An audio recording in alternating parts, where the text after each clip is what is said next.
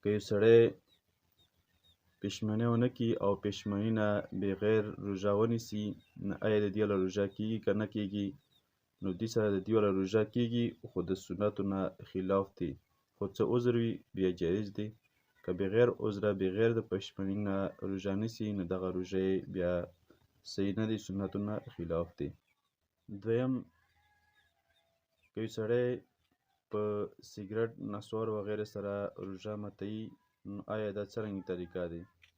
ټیک دی، ورسره روژه خو ماتیږي، خو د که یو سړی پښیماني ونه کړي او پښیماني نه بغیر روژه ونیسي، نو آیا د دې والا روژه کېږي که نه کېږي؟ نو دې سره د دې والا روژه کېږي، خو د سنتو نه خلاف دی. خو څه عذر وي بیا جایز دی. که بغیر عذره بغیر د پښیماني نه روژه نیسي، نو دغه روژه بیا صحیح نه دی، سنتو نه خلاف دی. دویم، که یو سړی په سګرټ، نسوار وغیره سره روژه ماتوي، نو آیا دا څرنګه طریقه دی؟ ټیک دی، ورسره روژه خو ماتیږي، خو د ثم اتموا الصيام الى الليل. دې آیات کریمه کې الله رب العزت د روژې حکم کوي چې تاسو روژه شپې پورې پوره کړئ.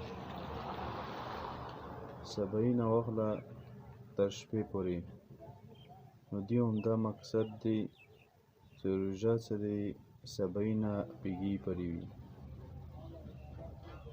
او نن کومه خبره مو بیانوم هغه دا دی چې دغه افطاري یعنې روژه ماتول، په دې کې به تلوار او جلدي به کېږي، سستي به نه کېږي، سړی لیټ شي او لږه وروسته ماته کړي.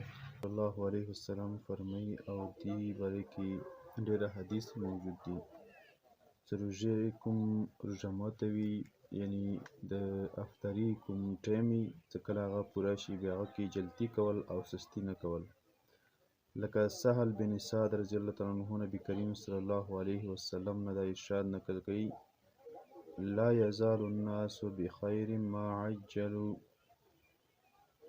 نبی کریم صلی الله علیه وسلم فرمایي چې څو پرې د ما امت څه دی، دا په جلدي کوي په افطاري کې، نو دوی به په خیر باندې وي، په خیر باندې به دوی پاتې کېږي. او بل حدیث کې رسي نبی کریم صلی الله علیه وسلم فرمایي د ما امت څه دی، لا تزال امتی علی سنتی ما لم تنتظر بفطرها النجوم. د ما تر څو پرې چې د ما امت څه دی، دا به په ما سنتو باندې وي، د ما سنت طریقې باندې وي، تر څو پرې چې دوی افطاري څه دی دغه د ستورو ته نه ورسته کوي.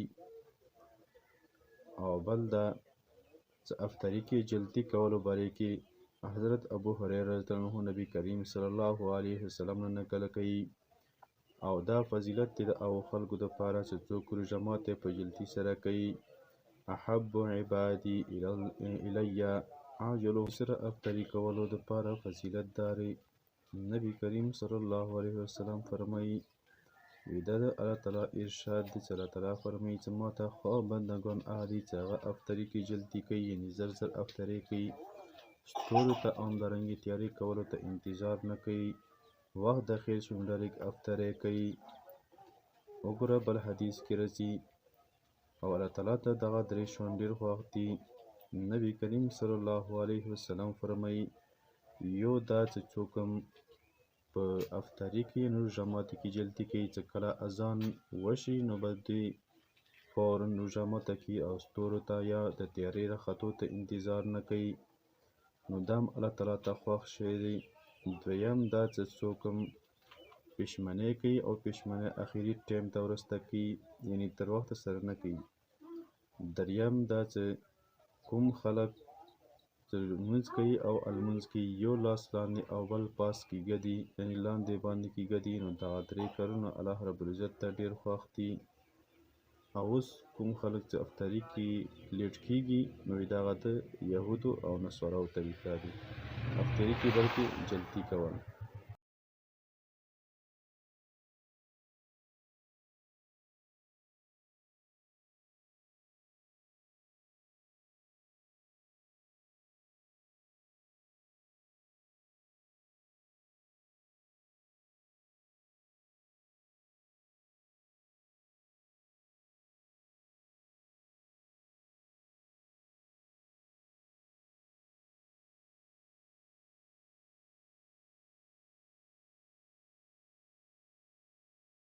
چې هغه سره روژه نه ماتېږي او نور سره مکروه کېږي. دغه څو مسایل دي چې په دې سره روژه نه مکروه کېږي او نه په دې سره ماتېږي. پیل نمبر مسواک کول شو. مسواک کې روژې په حالت کې نو دې سره روژه ماتېږي نه، نور سره مکروه کېږي.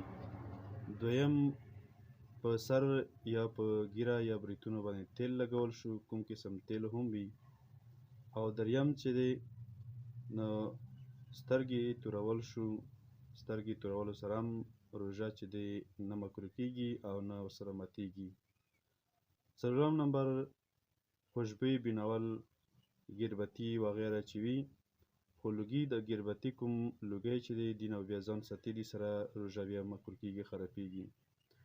او بل ګرمي د وجې نه غسل کول یعنی لمبېدل. او شپږم نمبر چې کوم قسم ته هم انجکشن وي، رګله وي یا په غوښې والا وي یا ډریپ وغیره، دې سره هم روژه نه ماتېږي. اووم نمبر په هیرې سره خوراک او څښاک کول چې روژه ویروي او خوراک څښاک وکړي نو دې سره روژه نه ماتېږي. او بل اتم نمبر ګرد او غبار وي یا لوګی وي خو بغیر اختیاره، چې اختیار نه و قصدن او تیر نه شي نو دې سره هم روژه نه ماتېږي. غوږ کې اوبه تلل شو او په خپله باندې الټۍ راتلل شو. الټۍ راشي یا الټۍ وکړي نو دې سره هم روژه نه ماتېږي او نه مکروه کېږي.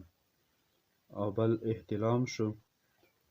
احتلام وشي روژې حالت کې، دې سره هم روژه نه خرابېږي او نه ورسره ماتېږي. او بل غاښونه په روژې حالت کې وینې تلل چې وي، خو د وینې داسې وي چې دغه د توکو نه کمې وي او حلق نه تېرې نه شي نو په دې سره هم روژه ماتېږي هم نه او مکروه کېږي هم نه ورسره.